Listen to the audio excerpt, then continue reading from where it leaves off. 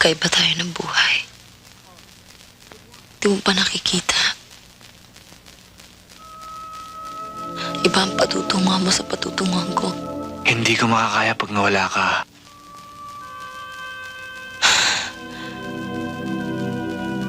Sabi ko na rin yun. Magkahiwalay kami ni Levi. Akala ko hindi ko makakaya.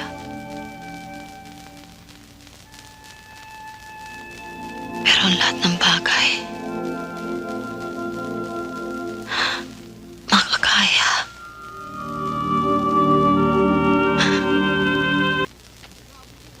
Gising na siya, medyo groggy pa. Pero okay lang. Kukuha na ako ng kape.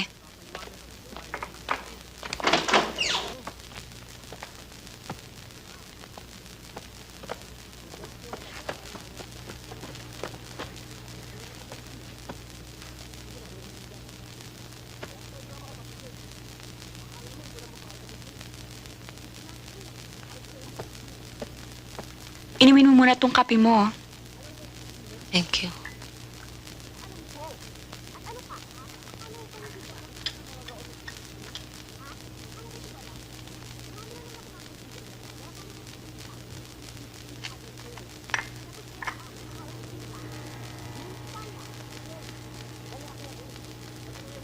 Akin na. Sige. Bumalik kami sa bodega. Wala sila.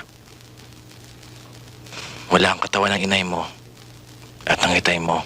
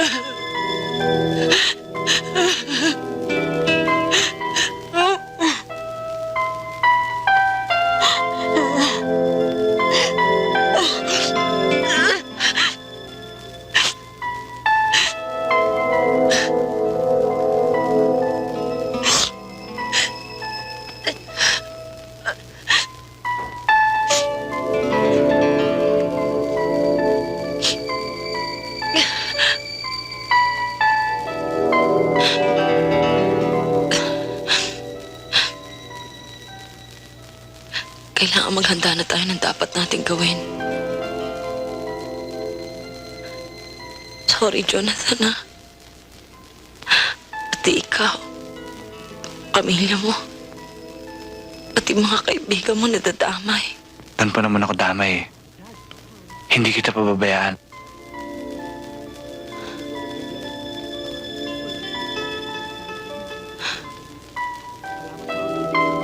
Nagsisimula ka pa lang.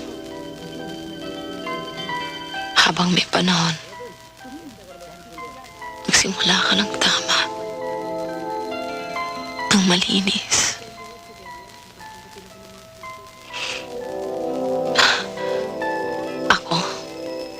Nakukulong na ako rito.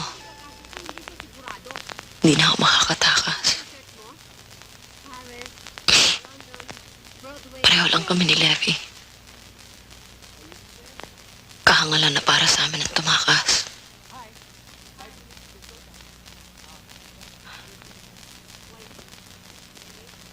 Magkaiba tayo ng buhay.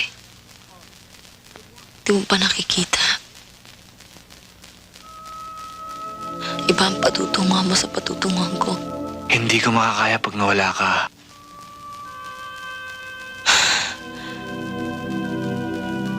Sabi ko na rin yun. Magkahiwalay kami ni Levi. Akala ko hindi ko makakaya. Pero ang lahat ng bagay. Makakaya.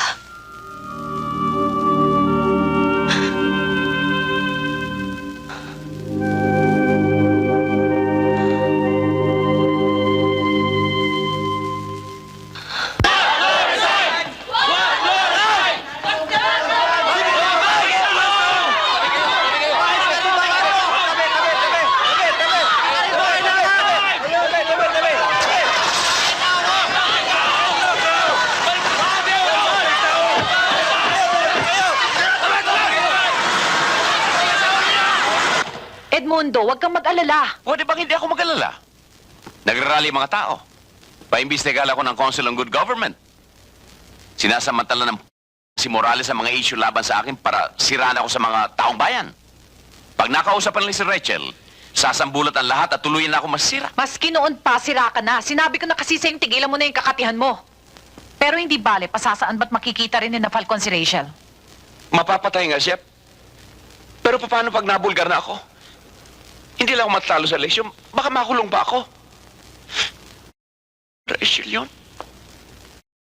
Morales, Roy, natulungan mo ako? Hindi ako makakapayag na basta-basta na lang mawala ng ganito lahat ng pinaghirapan natin. Buhay at kaluluwa ang pinuhunan natin. Matutupad pa rin lahat ng mga pangarap natin, Edmundo. Kailangang lumaban ka. Kailangang lumaban tayo. Hindi tayo dapat magpatalo, Edmundo.